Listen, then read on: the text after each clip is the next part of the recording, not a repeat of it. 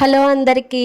Today video వచ్చి సగ్గుబియ్యం పునుగులండి. ఒక కప్పు సగ్గుబియ్యానికి ఒక కప్పు పెరుగు వేసి కొద్దిగా ఉప్పు వేసి నానబెట్టి ఉంచేసాను ఒక 3-4 అవర్స్ దాకా.